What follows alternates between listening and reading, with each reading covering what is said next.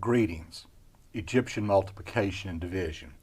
The Egyptians, one of the oldest civilizations on the face of the planet, was very well organized as far as a civilization goes, built some of the wonders of the ancient world, that being the Great Pyramid at Giza, which still stands to this day. But one of the things they were not well known for was their mathematics. Although they did develop a mathematical system that is quite useful, it was not what we would consider by today's standards a fully sophisticated system. It had some drawbacks. One of them being that they did not have a place value system. They simply have what's called an additive system.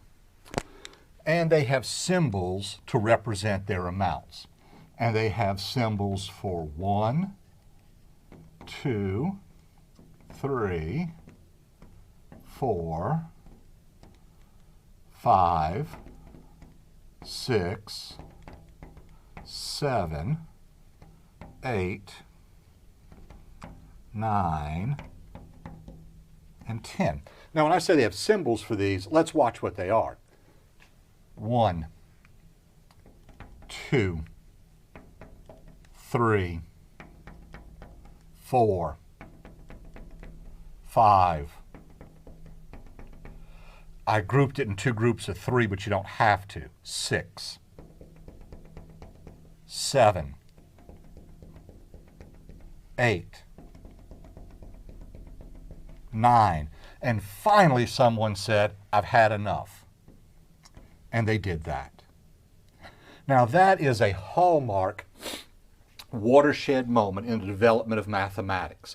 What this person has done is said, I am no longer going to make these tally marks. I'm going to let a representation, a symbol, have a meaning of 10. So I don't have to make 10 marks. So if you wanted to say 11 or 12, here's 11, here's 12. You simply add up what the pieces mean.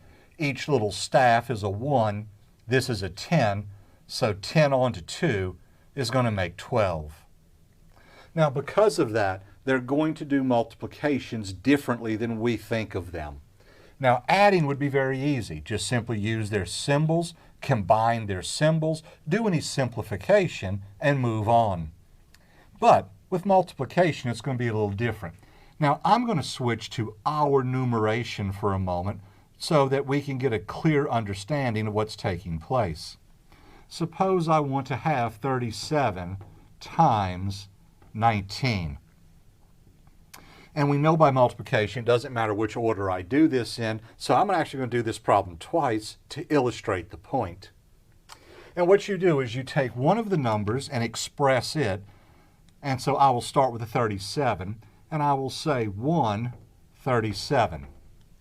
Now what I'm going to do now is I'm going to double both sides. So 1 becomes 2, and I can double 37, 60, 74. Because it's not hard to double, the Egyptians were able to do this pretty easily.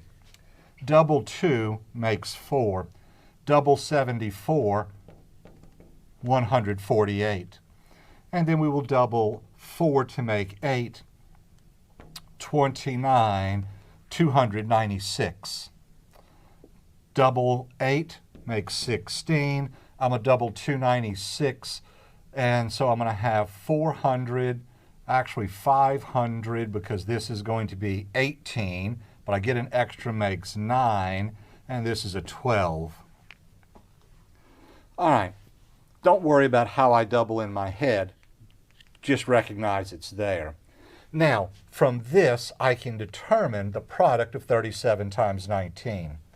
And I do that by asking myself, of these numbers over here, what do I need to have that will add to 19? And use the biggest amounts possible. So 16 gets me almost there. And that's why I didn't double 16 to make 32, because that would be greater than 19. No need for that. 8 onto 16 is 24, too much.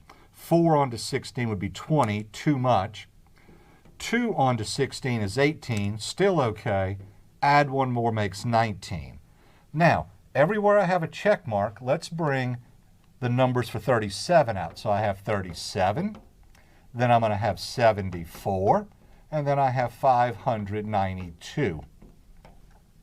And I'm going to add these amounts.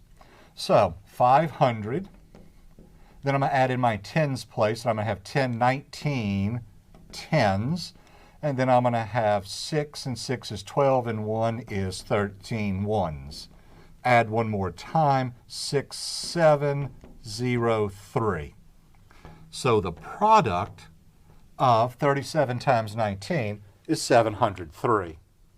Because what the Egyptians have done is they have said, okay, not a problem. 19 times 37 would be the same thing as a set of numbers that add to 19. Namely 1 plus 2 plus 16 times 37. The Egyptians did not realize what they were doing as far as we're aware at the idea of theoretical mathematics, but we now see this as a use of the distributive property of multiplication over addition. Because 16 times 37 is 592. 2 times 37 is 74. And so I'm just keeping a chart, a running total as it were, and I figure out the bits and pieces I need to get the product I'm after. Now, to show you this works the other way around, we can just as easily start with 1 and have 19 and begin our doubles here. 2, if we double 19, that's going to be 38. Double 2 makes 4.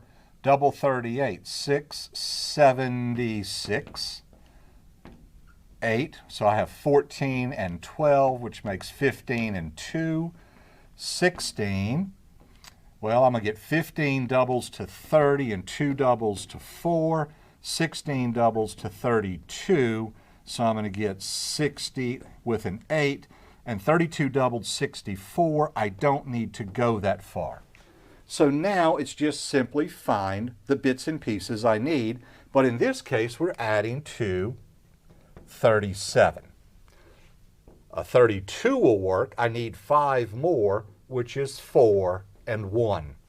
So I'm going to add 608, 76 with 19. And if I do this, I'm going to get 600. I'm going to get 81s, and I'm going to have, let's see, 9 and 6 is 15, 23. And if I add one more time, I'm going to get 703. It's still the same product. It's just now I have a different set of sums to calculate. But multiplication for the Egyptians was not terrible. It was simply just a matter of doubling numbers and then figuring out what to add. And with their numerational sophistication, it was a very good system. Matter of fact, it's still a system that I might use if I were sitting at my desk and did not have a calculator, depending upon the numbers. And as a matter of fact, for those of you taking this course, I do sometimes multiply this way. Not because I find it neat or nifty, but it's a very low-stress, easy way to multiply a set of numbers, and I have faith in the distributive property of multiplication over addition. I hope this helps.